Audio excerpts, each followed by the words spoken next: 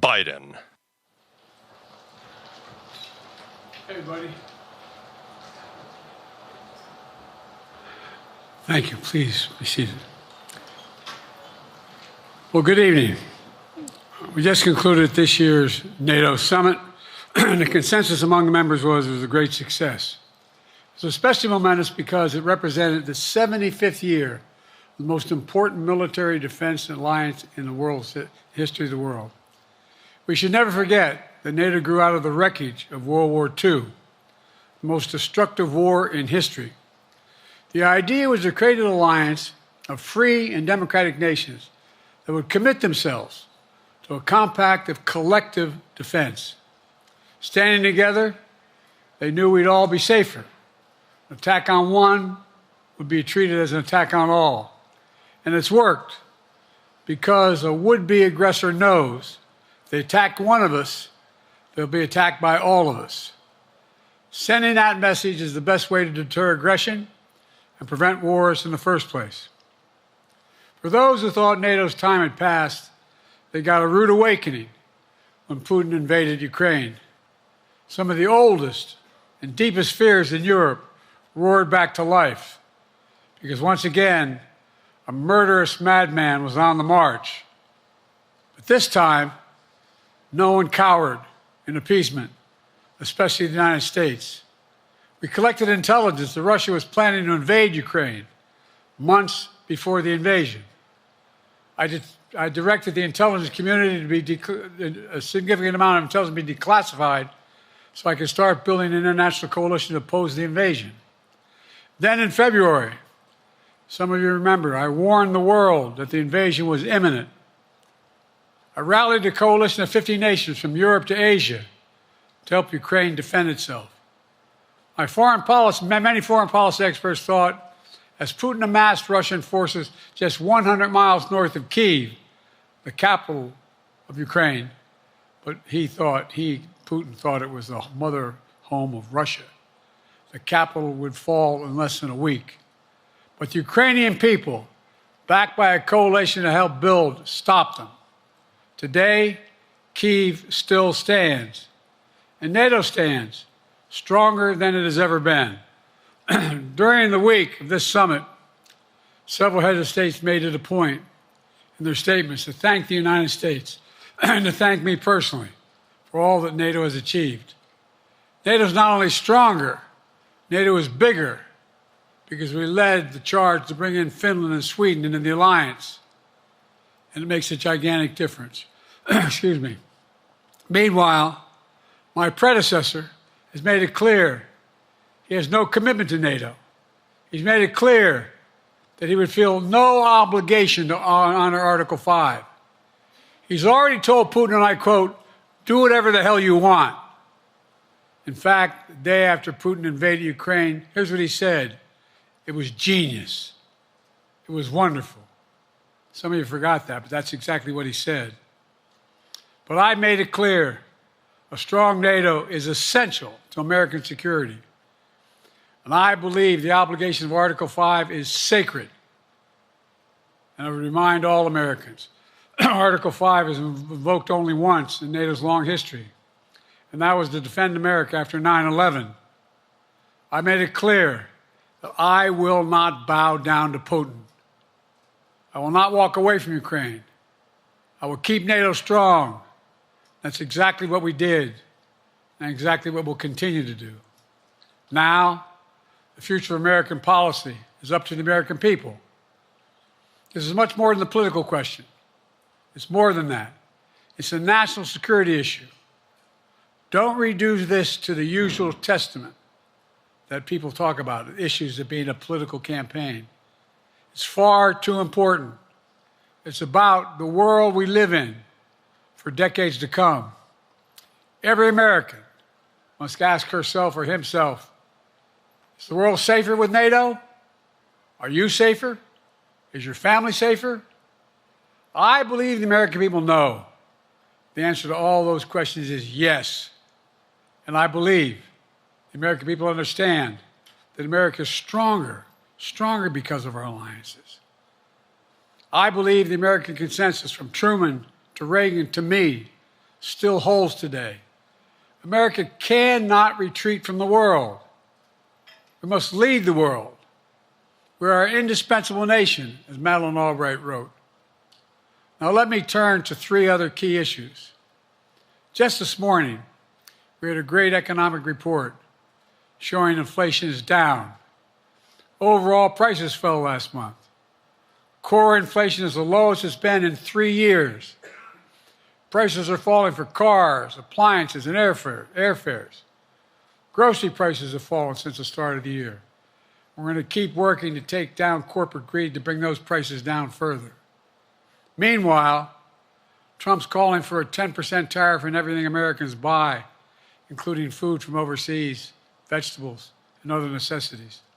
And economists tell us that that would cost the average American working family another $2,500 a year. It's a tax of $2,500 a year.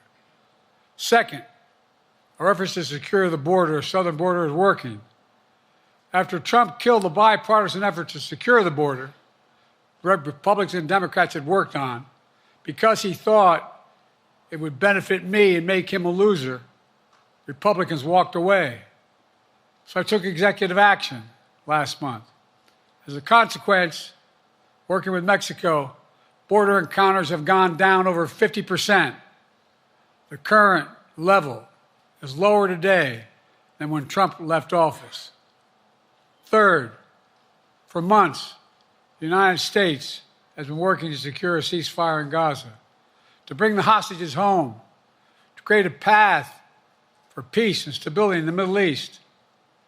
6 weeks ago, I laid out a detailed plan in writing. It was endorsed by the UN Security Council, the G7. That framework is now agreed on by both Israel and Hamas. So I sent my team to the region to hammer out the details. These are difficult, complex issues. There's still gaps to close. We're making progress. The trend is positive, and I'm determined to get this deal done and bring an end to this war, which should end now. Let me conclude where I began. We're the United States of America. We are the indispensable nation. Our leadership matters. Our partnerships matter. This moment matters. We must rise to meet it. With that, I'll take your questions. I've been given a list of people to call on here. Reuters, Jeff Mason.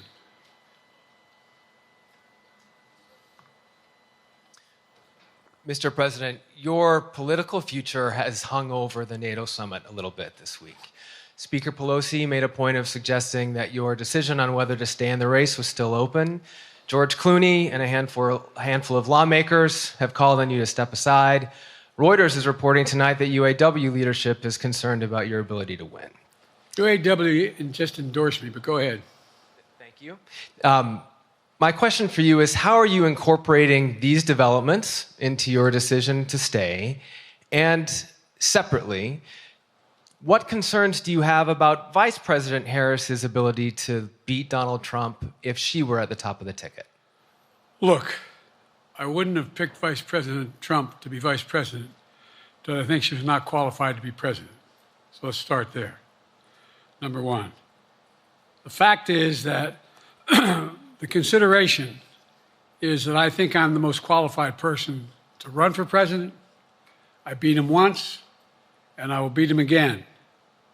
Secondly, the idea, I served in the Senate a long time.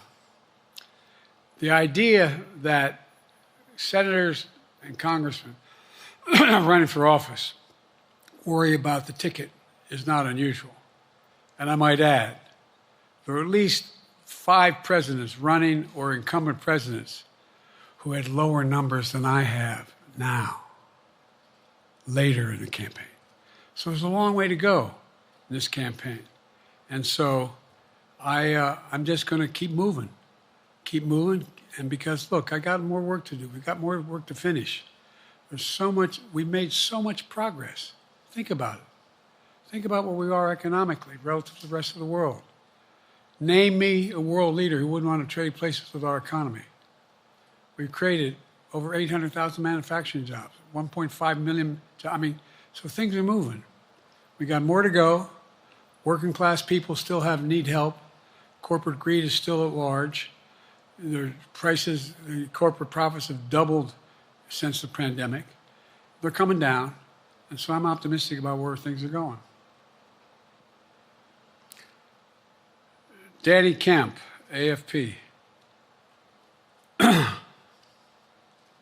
Thanks. Thank you, Mr. President. I wanted to ask you about you mixed up Presidents Zelensky and Putin earlier today. And you now have sort of your key allies, including the British Prime Minister, the President of France, the German Chancellor having to step in and make excuses for you on that. Officials here are saying off the record that your decline has become noticeable. Hasn't this now, frankly, become damaging for America's standing in the world? Thank you. Did you see any damage to our standing in my leading this conference? Have you seen a more successful conference? What do you think? And the Putin piece, I was talking about Putin, and I said, and now, at the very end, I said, Putin. I said, no, I'm sorry, Zelensky. And then I added 5 other names. Look, guys, the idea anybody suggests that we haven't had an incredibly successful conference. How many times did you hear in that conference, I know it sounds too self-serving, but other leaders, heads of state, in thanking me, saying the reason we're together is because of Biden, because Biden did the following. Look, folks, this is well, anyway, I thought it was the most successful conference I've attended in a long time, and find me a world leader who didn't think it was. Next one, Nancy Cordes, CBS. Thank you, Mr. President. You mentioned other instances in history where presidents have faced a challenge, but what makes this moment in history so unique is that it is not your enemies who are calling on you to reconsider your decision to stay in the race. It's your friends, supporters, people who think you've done a great job over the past 4 years. Have you spent time thinking about what it would mean for your legacy, which you've worked decades to build, if you stay in the race, despite the concerns that voters say they have, and you lose to someone who you yourself have argued is unfit to return to the Oval Office? Well, look, I'm not in this for my legacy. I'm in this to complete the job I started. As you recall, understandably, many of you and many economists thought my initial initiatives that I put forward, can't do that, it's going to cause inflation, things are going to skyrocket, the debt's going to go up. What are you hearing now from mainstream economists? 16 economic Nobel laureates said I've done a hell of a job. That under my plan so far and what's going to happen in the future if I'm reelected, that things are going to get much better. Our economy is growing. I was determined when I got elected to stop the trickle-down economic theory, that if the wealthy did very well, everybody else would do well. My dad was a well-read, decent guy. I don't remember much trickling down on his kitchen table. Middle-class people and working-class people need help. And so what happened is I decided to was able to implement as president what I believed when I was a senator. And that is that the way to build this economy is from the middle out and the bottom up. That way we grow the economy. And the wealthy still do very well. They do fine. And guess what? Find me a mainstream economist who said we haven't done well. What have we not done that isn't working right now? And so we got more to do, though. We got to finish the job. And by the way, I come from the corporate state of the world. Delaware has more corporations registered in Delaware than every other state in the nation combined. I'm not anti-corporate, but corporate profits have doubled since the pandemic, doubled. It's time things get back in order a little bit. It's time, for example, if I'm reelected, we're going to make sure that rents are kept at 5% increase, corporate rents for apartments and the like and homes are limited to 5%. We're going to make a lot of changes that I've been talking about because we're going to continue to grow this economy. And by the way, remember how I got so roundly criticized for being so pro-union, not labor, union. Well, guess what? I've been the most pro-union labor president in history. Not a joke. And guess what? We had the Treasury Department do a study. When unions do better, everybody does better. Everybody does better. And we talk about how, for example, remember when we talked about getting the computer chip industry back in the United States? Used to be 40% of the industry. We invented the chip. 40% of the industry was in the United States. And former presidents decided that the best way to do it is find the cheapest labor in the world, send the product over there, and import what the product was. And so what did I do? I was told not to go over to to Asia, including Europe, but Asia. And I remember going to South Korea, convincing them to invest $20 billion in the United States to build computer chip factories. And I asked why when they finally decided to do it. And the answer was because you have the safest economy in the world and you have the best workers in the world. So the whole idea here is we've invested, there's over $50 billion in investment in computer chip manufacturing just coming in the bean. None of you thought that would happen. None of you thought that would happen. But it's happening. It's happening. And it's going to grow economies all through. And by the way, red states and blue states. Matter of fact, there's as much in red states as in blue states. I've made no distinction. So my generic point is that the idea that we can't continue to build and grow the economy, make it fairer. And like I said, from my standpoint, when the middle class does well, that's when the whole economy grows. The poor have a shot, the wealthy do well, but the wealthy got to start paying their taxes. As a follow-up, sir, you mentioned that your Vice President Kamala Harris would be ready to serve on day one. Can you elaborate on that? What is it about her attributes and her accomplishments over the last 4 years that make her ready to serve on day one if necessary? First of all, the way she's handled the issue of freedom of women's bodies to have control over their bodies. Secondly, her ability to handle almost any issue on the board.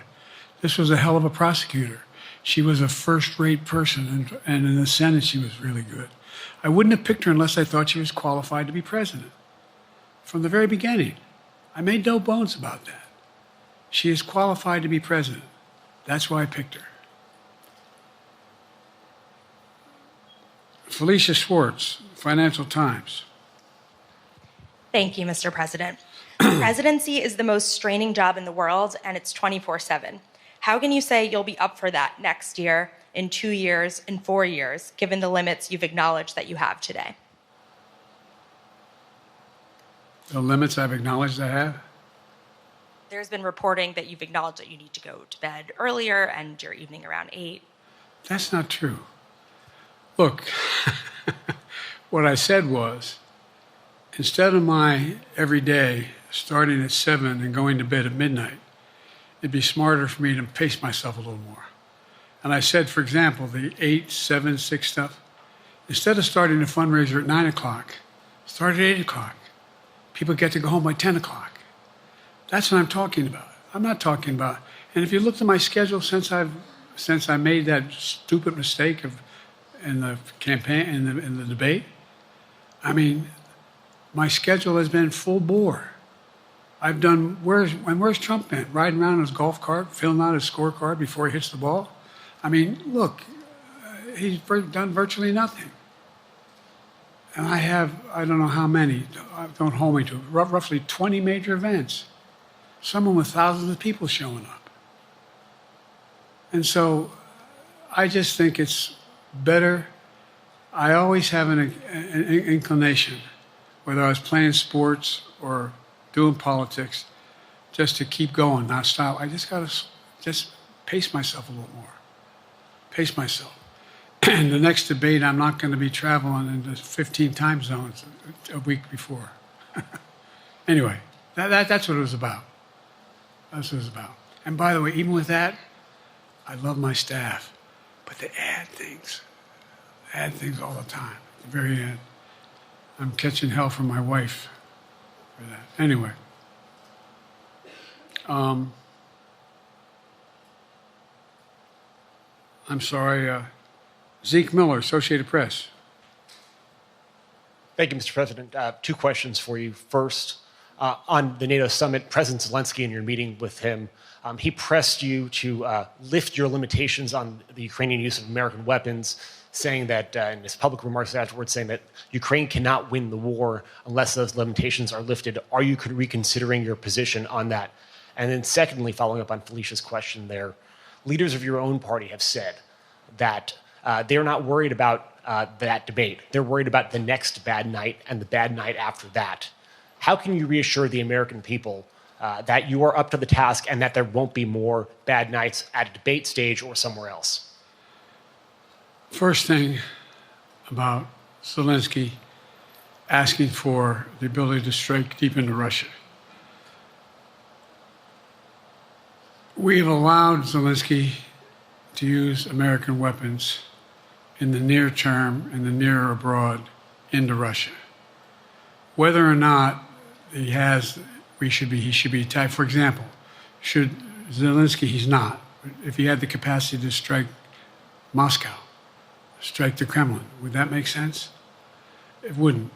The question is, what's the best use of the weaponry he has, the weaponry we're getting to him? I've gotten a more long-range capacity, as well as defensive capacity. And so our military is where I'm following the advice of my commander-in-chief, the chief of staff of the military, as well as the Secretary of Defense and our intelligence people. And we're making a day-to-day basis on what they should and shouldn't go, how far they should go in. That's a logical thing to do. Second question related to Bad nights, sir. How can you reassure the American people that you won't have more bad nights, whether they be on a debate stage or on some matter of foreign policy? Well, I tell you what, the best way to assure them is the way I assure myself. And that is, am I getting the job done? Am I getting the job done? Can you name me somebody who's got more major piece of legislation passed in 3.5 years? I created 2,000 jobs just last week. So if I slow down, I can't get the job done. That's a sign that I shouldn't be doing it. But there's no indication of that yet. None. Who I got here?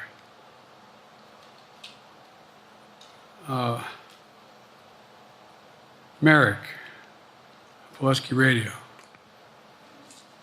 Thank you, Mr. President. How are you? I'm well. The elections in the US have consequences around the world. You have pretty high standing in Europe. I just asked President Macron about you, and he said we are happy to have him as the President of the United States. But there is a concern. Many people in Poland and across Europe are worried that the former president may win the election.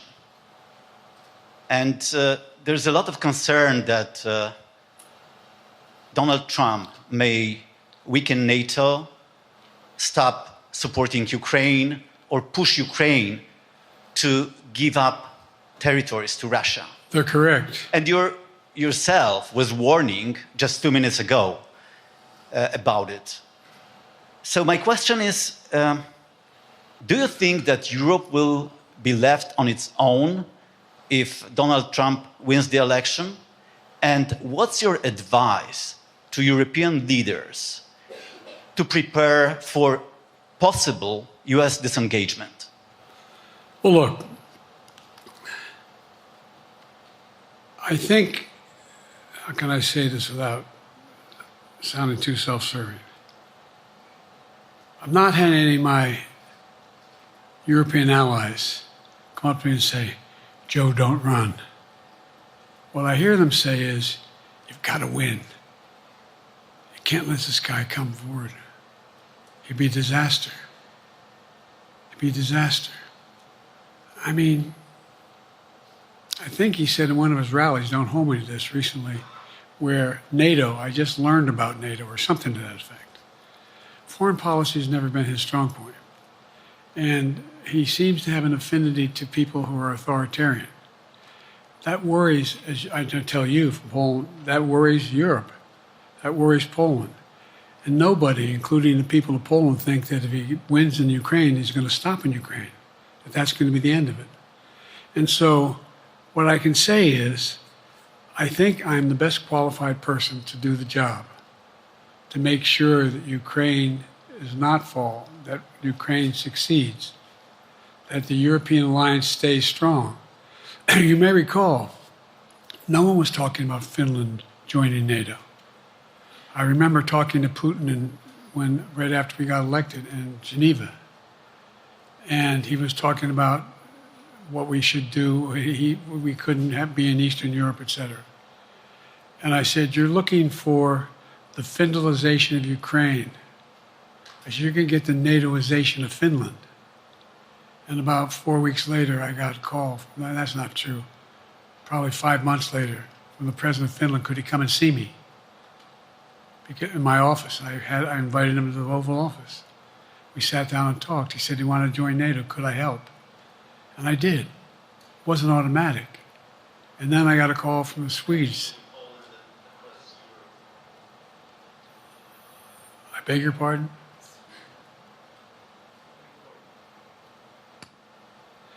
And so Finland joined NATO.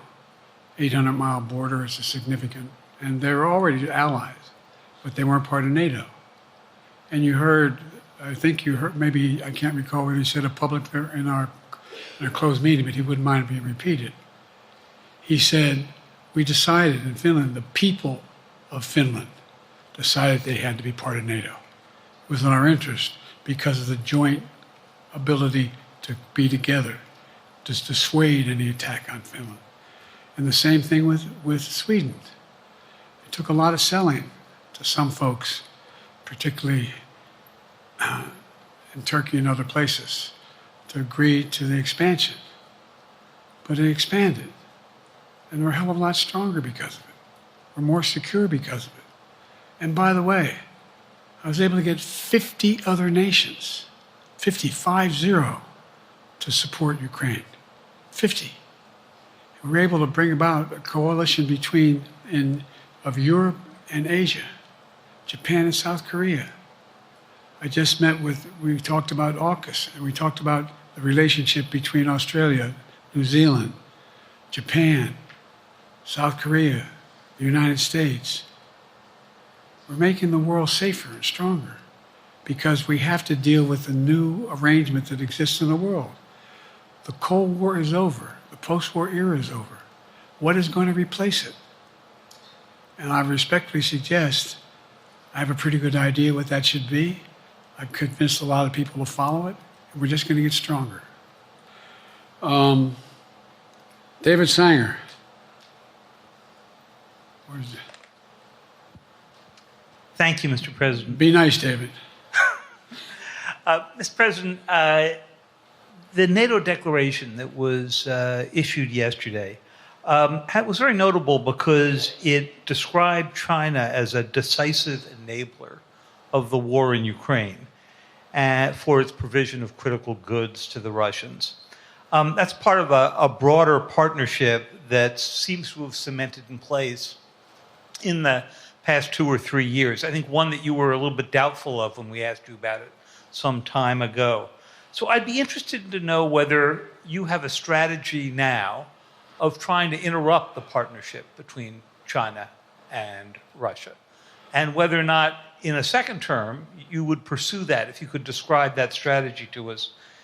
And along the way, could you also tell us whether you think, just to follow up on Felicia's question, that if you were in a room with Vladimir Putin again, the way you were 3 years ago, or with President Xi, that a few years from now you will be able to go negotiate with them, handle them one-on-one? Well, the first part of the question is, we discussed and I raised in the NATO summit, and others raised, the future of China's involvement, what they're going to do. What they're doing with Russia in terms of accommodating, facilitating, they're getting access to additional, they're not supplying weapons themselves, they're supplying mechanisms for for them to be able to get weapons. And China's position is basically, and I've spent more time with Xi Jinping than any world leader has, over 90 hours since being vice president all the way through, for real. And by the way, I handed all my notes. But my point is that Xi believes that China is a large enough market that they can entice any country, including European countries, to invest there in return for commitments from Europe to do A, B, C, or D, or not to do certain things. What's happened is we had a long discussion about what we have to make clear. China has to understand that if they are supplying Russia with information and capacity, along with working with North Korea and others to help Russia in armament, that they're not going to benefit economically as a consequence of that by getting the kind of investment they're looking for. And so, for example, we're in a situation where, and we've reestablished direct contact with China after that, remember the balloon, quote unquote, going down, and all of a sudden things came to an end? Well, we set up a new mechanism. There's a direct line between Xi and me, and our military has direct access to one another, and they contact one another when we have problems. The issue is that we have to make sure that Xi understands there's a price to pay for undercutting both the Pacific Basin as well as Europe, and as it relates to Russia and dealing with Ukraine. And so for example, if you want to invest in China, as you know this area really well. If you want to invest in China, you have to have a 51% Chinese owner. You have to make sure that you do by their rules. And you don't have the authority, and you have to provide all access to all the data and information you have. There was a while there, as you recall, the last administration and other administrations, where the access to that market was enticing enough to get companies to come in because they had access to over 1 billion people in a market, not 1 billion people in the market. And so they were doing it. But that got curtailed when we started saying we're going to play by the same rules. For example, the idea they don't abide by the international rules related to subsidizing products by the government funding. So guess what? They're not going to be able to export their electric vehicles to the United States without a significant tariff. Others are doing the same thing around the world. But it is a concern. It is a concern that you have both China, North Korea, Russia, Iran, countries that are not necessarily coordinated in the past, looking to figure out how they can have impact. Interrupt that impact? Yes, I do, but I'm not prepared to talk about the detail of it in public. And I think you'll see that some of our European friends are going to be curtailing their investment in in China, as long as China continues to have this indirect help to Russia in terms of being able to help their economy as well as help them in, as a consequence of that, their ability to fight in Ukraine. The other thing that we talked a lot about is that, and I raised it, and I didn't hear any. I can't swear that everyone agreed because not everyone got to talk about it. But we need a new industrial policy in the West. For example, we talked about how both the EU as well as NATO has to be able to begin to build their own munition capacity, has to be able to generate their own capacity to provide for weapons and the ability to it came as a surprise to some of us how we had fallen behind in the West in terms of the ability to construct new material, new weaponry, new everything from vehicles to weapon systems. And so one of the things that came out of this was we're going to be meeting again with a number of my colleagues, my European colleagues, is what do we do to increase the capacity of the West, particularly in Europe and Japan, to be able to generate the kind of ability to produce their own weapon systems. Not just for themselves, but to be able to generate that. It's the same, it's what Russia's trying to figure out. That they went to China and they didn't get the weapons, but then they went to North Korea. But we're going to be in a position where the West is going to become the industrial base for it to be able to, the ability to have all the defensive weapons that we need. That was a discussion as well. Mr. President, I'm not sure you answered on whether you would be ready to go deal with Putin and Xi 2 or 3 years from now. I'm ready to deal with them now and 3 years from now. Look,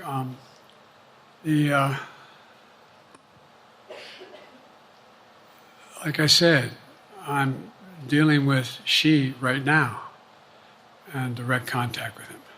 I have no good reason to talk to Putin right now. There's not much that he is prepared to do in terms of accommodating any change in his behavior. But there isn't any world leader I'm not prepared to deal with. But I understand the generic point is Putin ready to talk? I'm not ready to talk to Putin unless Putin's ready to change his behavior. And the idea, look, Putin's got a problem. First of all, in this war that he is supposedly have won, and by the way, I think, don't hold me to the exact number, but I think that Russia had 17.3% of Ukraine that they conquered. Now it's 17.4. I mean, in terms of percentage of territory. They've not been very successful. They've caused horrible damage, loss of life, but they've also lost over 350,000 troops, military, killed or wounded. They have over 1 million people, particularly young people with technical capability, leaving Russia because they see no future there. They've got a problem. But what they do have control of is they are very good at controlling and running the public outcry that relates to how they use mechanisms to communicate with people. They lie like hell to the constituencies. They lie like hell about what's going on. And so the idea that we're going to be able to fundamentally change Russia in the near term is not likely. But one thing for certain, if we allow Russia to succeed in Ukraine, they're not stopping in Ukraine. I recommend, I know you know this because you've written about it, read Putin's speech after they moved in, what it was all about in Kyiv. It wasn't about just, anyway, read what his objective is. And anyway, but so I think that I'm prepared to talk to any leader who wants to talk, including if Putin called me and wanted to talk. Last time I talked to Putin was trying to get him to work on an arms control agreement related to nuclear weapons in space. That didn't go very far. So my point is, I'm prepared to talk to anybody, but I don't see any inclination. There is an inclination on the part of the Chinese to keep in contact with me because they're not sure where this all goes. And look what's happened in Asia. We have strengthened the Asian Pacific area more than anyone else has. We just put together with, today I brought on, I asked our NATO allies that we bring on the group from the South Pacific, Australia, New Zealand, Japan, Australia. I already mentioned Australia.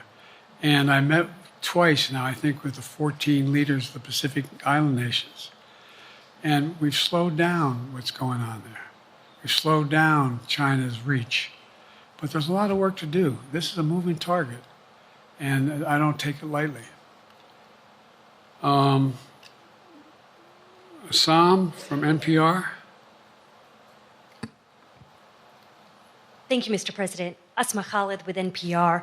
I have two questions. Earlier, you spoke about the ceasefire plan between Israel and Hamas. We're now looking at 10 months of war, and I'm curious if there's anything that you feel personally you wish you would have done differently over the course of the war. And then secondly, if I may, I wanted to ask you about your presidential campaign. I remember covering your campaign in 2020, and there was a moment where you referred to yourself as a, quote, bridge candidacy, a transition to a younger generation of leaders. I want to understand what changed. Two things. Let's go back to when you talked about would I have changed anything that's happening with Israel and the Palestinians and the Palestinian movement. The answer is, as you recall, from the very beginning, I went to Israel, but I also got immediate contact with al-Sisi in Egypt. I met with the King of Jordan. I met with most of the Arab leaders to try to get a consensus going as to what had to be done to deal with getting more aid and food and medicine into the Gaza Strip. And we pushed it really hard. And Israel occasionally was less than cooperative, number one. The Israeli War Cabinet, I've been dealing with Israel since Golda Meir. Some of the reporters around here come me all the time have heard me say this. The first time I met with Golda Meir, I sat across from her at her desk, and her assistant was Rabin sitting next to me. That's how far back I go. I know Israel well, and I support Israel. But this war cabinet is one of the most conservative war cabinets in the history of Israel. And there's no ultimate answer other than a two-state solution here. And so what was able to be done in terms of the plan I put together was it would be a process for a two-state solution. And we get the Arab nations to, particularly from Egypt all the way to Saudi Arabia, to be in a position where they would cooperate in the transition so that they could keep the peace in Gaza without Israeli forces staying in Gaza. The question has been from the beginning, what's the day after in Gaza? And the day after in Gaza has to be, the end of the day after has to be no occupation by Israel on the Gaza Strip, as well as the ability for us to get in and out as rapidly as you can, all that's needed there. I've been disappointed that some of the things that I've put forward have not succeeded as well, like the port we attached from Cyprus. I was hopeful that would be more successful. But that's why when I went to Israel immediately after the massacres that occurred at the hands of Hamas, the one thing I said to the Israelis, and I met with the War Cabinet and with Bibi, don't make the same mistake America made after bin Laden. There's no need to occupy anywhere. Go after the people who did the job. You may recall, I still get criticized for it, but I was totally opposed to the occupation and trying to unite Afghanistan. Once we got bin Laden, we should have moved on, because it was not no one's ever going to unite that country. I've been over every inch of that, not every inch, the entirety from the poppy fields all the way to the north. I said, don't make the same mistake we made. Don't think that's what you should be doing, is doubling down. We'll help you find the bad guys, Sinwar and company. And all this criticism about I wouldn't provide when the weapons they needed. I'm not providing them 2,000-pound bombs. They cannot be used in Gaza or any populated area without causing great human tragedy and damage. But remember what happened when you had the attack on Israel with rockets and ballistic missiles. I was able to unite the Arab nations as well as Europe, and nothing happened. Nothing got hurt. It sent an incredible lesson to what was going on from the Middle East. So there's a lot of things, in retrospect, I wish I had been able to convince the Israelis to do. But the bottom line is we have a chance now. It's time to end this war. Doesn't mean walk away from going after Sinwar and Hamas. And if you notice, you know better than most, there is a growing dissatisfaction on the West Bank from the Palestinians about Hamas. Hamas is not popular now. And so there's a lot of moving parts. I just have to keep moving to make sure that we get as much done as we can toward a ceasefire, and get those. And by the way, look at the numbers in Israel. I mean, my numbers are better in Israel than they are here. But then again, they're better than a lot of other people here too. But anyway. Bridge candidacy in 2020, you referred to yourself as being a bridge candidate for a younger, fresher generation of Democratic leaders, and I wanted to know what changed. What changed was the gravity of the situation I inherited in terms of the economy, our foreign policy, and domestic division. And I think, I won't put words in anybody's mouth, most presidential historians give me credit for having accomplished more than most any president since Johnson and maybe before that to get major pieces of legislation passed. And what I realized was my long time in the Senate had equipped me to have the wisdom to know how to deal with the Congress to get things done. We got more major legislation passed that no one thought would happen. And I want to finish it, to get that finished. If tomorrow, if we had a circumstance where there was a lineup and I hadn't inherited what I did and we just moved things along, anyway, it's going to change. Last question. Haley Bull, Scripps. Or no, Josh Weingrove, I'm sorry, was the next one. I'll do 2 more questions. Thank you, Mr. President. Many of your colleagues, Democrats on the Hill, are watching tonight as they assess what they want to say about your candidacy. I'm wondering how you're thinking of this right now. It seems like your answer is clear, but they're watching how things go tonight, tomorrow in Michigan, next week in Texas and Nevada. Are you thinking that way about how the next week or 2 goes would inform your... Am I using that way, you say? Are you thinking that way about how the next 2 weeks go? Will that affect your decision, or are you fully determined on running in November as the party's nominee? I'm determined on running, but I think it's important that I allay fears by let them see me out there. Let me see them out.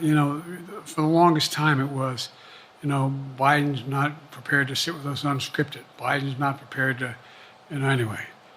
And so what I'm doing is, and I've been doing, I think we've done over 20 major events from Wisconsin to North Carolina to demonstrate that I'm going out in the areas where we think we can win, where we can persuade people to move our way, or people are already there. And here, look, the other thing is, we have the most extensive campaign organization of anybody's had in a long, long time.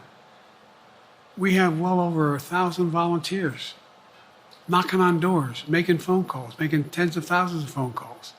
We have headquarters, I forget exactly how many, I don't want to cite a number and then find out I'm off, but we have scores of headquarters in all the toss-up states. We're organized, we're moving, and that's awful hard to replace in the near term. And here's the other thing. I was in the Senate a long time. Very proud of what I've done in the Senate. I was chairman of the Foreign Relations Committee for a long time, and I was chairman or ranking member and chairman of the Judiciary Committee. I'm going to be going down to the Johnson Library. I'm going to be going around making the case of the things that I think we have to finish and how we can't afford to lose what we've done or backslide on civil rights, civil liberties, women's rights. There's that little button we have. Control guns, not girls. I mean, the idea, we're sitting around, this is where Kamala's so good as well. We're sitting around, more children are killed by the bullet than any other cause of death. The United States of America. What the hell are we doing? What are we doing? We got a candidate saying, promise the NRA, don't worry, I'm not going to do anything. I'm not going to do anything. We got a Supreme Court that is what you might call the most conservative court in American history. This is ridiculous. There's so much we can do still, and I'm determined to get it done. It's about freedom. And by the way, I'll end this. Well, I'm not going to do that. Haley has to come up too. But I remember I made a speech on democracy in Philadelphia at Independence Hall. And I'm not being critical, just observing. The bulk of the press said, what the hell is he talking about that for? Democracy. You did. Democracy is not an issue. Democracy is not an issue. Except the polling data showed 60% of the people knew I was right, thought I was right. I'm not asking you a question. You don't have to answer, obviously. But do you think our democracy is under siege based on this court? Do you think democracy is under siege based on Project 2025? Do you think he means what he says when he says he's going to do away with the civil service, eliminate the Department of Education, make sure, we've never been here before. And that's the other reason why you say, hand off to another generation. I've got to finish this job. I've got to finish this job because there's so much at stake. We've had some discussions over the past few days with your press secretary about the question of health exams. And you said you take a cognitive test every day in this job. Are you open to taking another physical or test before the election? Governor Whitmer of Michigan, for instance, said it wouldn't hurt to take a test. Well, look, two things. One, I've taken 3 significant and intense neurological exams by a neurologist. In each case, as recently as February. And they say I'm in good shape, okay? Although I do have a little problem with my left foot because it's not as sensitive because I broke my foot and didn't wear the boot. But I'm good. I'm tested every single day about my neurological capacity to do decisions I make every day. You talk to my staff, all of you talk to my staff. Sometimes my staff talks a lot. But the fact of the matter is, I don't think you have them telling you that all the major ideas we've undertaken haven't been in part initiated by me. I remember when the staff and I said, I'm going to go to South Korea, we're going to get the chip. What are you doing? I'm going to get Japan and Korea back together again after essentially having hostilities toward one another since the end of World War II. I'm going to move and see that we can expand. The only thing age does is help you with it. Creates a little bit of wisdom if you pay attention. And so the point I'm making is, I think it's important that if the neurologist tells me he thinks I need another exam, and by the way, I've laid every bit of the record out, hadn't hidden a thing. You ought to ask Trump for his, okay? I laid it all out.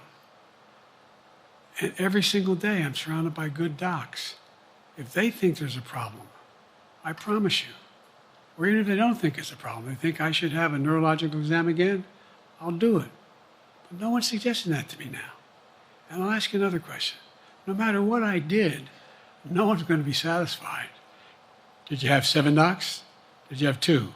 Who'd you have? Did you do this? How many times did you?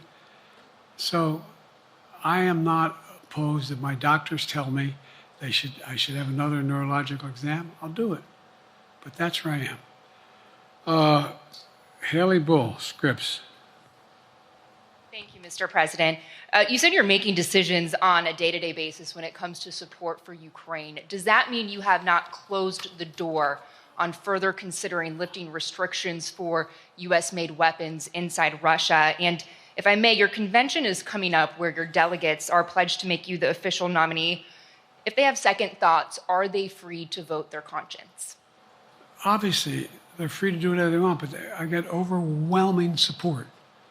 Overwhelming support.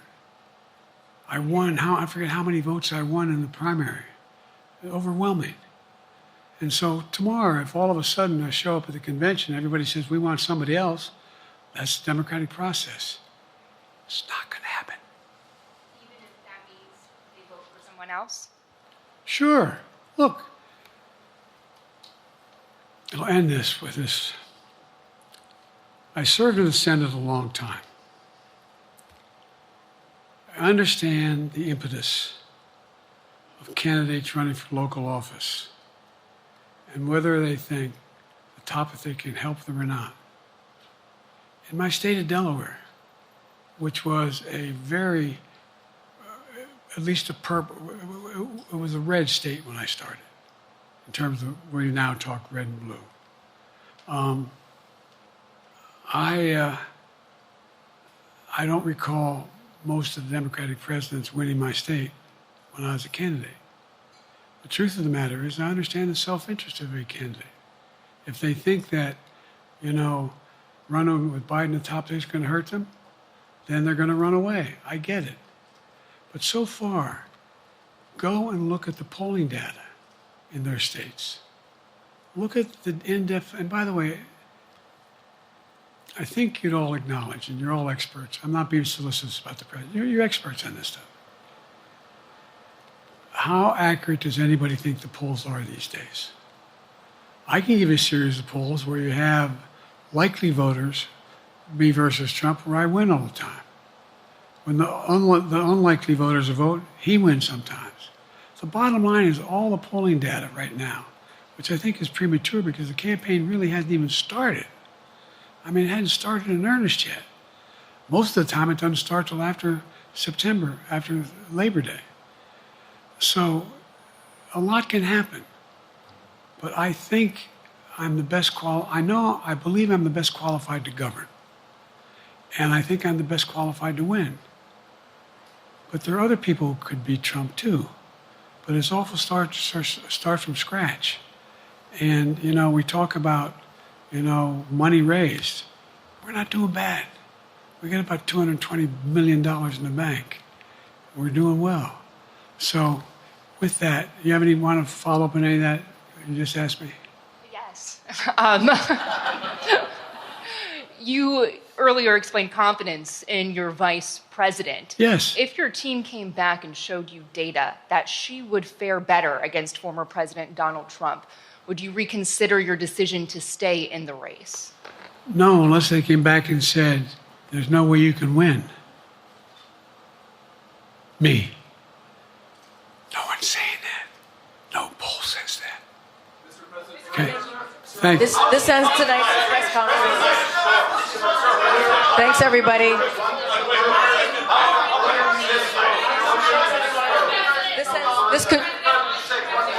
This concludes. Respectfully, earlier you misspoke in your opening answer. You referred to Vice President Harris as Vice President Trump.